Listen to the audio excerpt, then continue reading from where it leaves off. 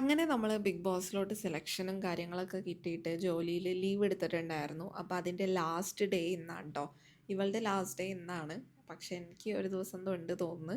അപ്പോൾ നമ്മൾ ആദ്യം തന്നെ ജിമ്മിനൊക്കെ പോയി എല്ലാം കഴിഞ്ഞ് സെറ്റായിട്ടിരിക്കുകയായിരുന്നു ട്ടോ. പിന്നെ ദാ നമുക്കൊരു ചെറിയ അതിഥി എന്ന് പറയുമ്പോൾ എനിക്ക് വാവാ സുരേഷിനെ ഓർമ്മ വരും. പുള്ളി പാമ്പിൻ്റെത് പറയുമ്പോൾ. എനിവേയ്സ് നമുക്ക് ചെറിയൊരു പ്ലാന്റും കൂടെ വരുന്നുണ്ട്. ഇതിൻ്റെ പേര് ഞാൻ മറന്നുപോയിട്ടാ. Snake plant. അപ്പോൾ പുതിയതും കൂടെ വരുന്നുണ്ട്. അങ്ങനെ ഇവളുടെ വർക്കും കാര്യങ്ങളൊക്കെ ഈവനിങ് ആവുമ്പോൾ തീരും ട്ടോ ഇന്ന്.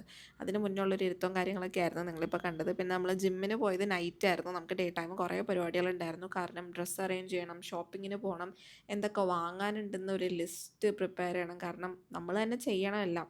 നമ്മളുള്ളിൽ പോയാലും ഇപ്പം നമുക്ക് ആകെ ഉള്ളത് പുറത്ത് ജീവിയാണ്. അവൾ ഓരോന്ന് അയച്ചു തരാണെങ്കിലും നമുക്കൊരു ഐഡിയ വേണമല്ലോ. അപ്പോൾ അതിനൊക്കെ വേണ്ടിയിട്ട് നമ്മൾ കുറേ ടൈം സ്പെൻഡ് ചെയ്ത് അങ്ങനെ പോയിട്ടു. അതാണ് നമ്മൾ നൈറ്റ് പോയത്. നമ്മൾ ആപ്സാണ് ഇന്ന് മെയിൻ കോൺസെൻട്രേറ്റ് ചെയ്തത്. പക്ഷേ ഇന്ന് ട്രെയിനർ ഇല്ലായിരുന്നു. പുള്ളിക്ക് എന്തോ തിരക്കോ എന്തോ വയ്യായിക എന്തോ ആയിരുന്നു. ഞാൻ മറന്നുപോയി.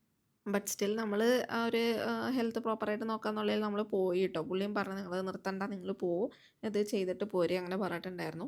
അങ്ങനെ ഇത് ഇവളുടെ ലാപ്ടോപ്പ് ക്ലോസിങ് സെറിമണിയാണ് നിങ്ങൾ കണ്ടുകൊണ്ടിരിക്കുന്നത്. അതിൻ്റെ എക്സൈറ്റ്മെൻറ്റും പിന്നെ വർക്കിന്ന് വരുന്ന ഒരു ബ്രേക്കും അങ്ങനെ മൊത്തത്തിൽ എന്താ പറയുക, lot of emotions all at once എന്നൊക്കെ വേണമെങ്കിൽ നമുക്ക് പറയാം കേട്ടോ. അങ്ങനത്തെ ഒരു സംഗതിയായിരുന്നു ഇവളുടെ കാട്ടായം കണ്ടിട്ട് എനിക്ക് തോന്നിയത്.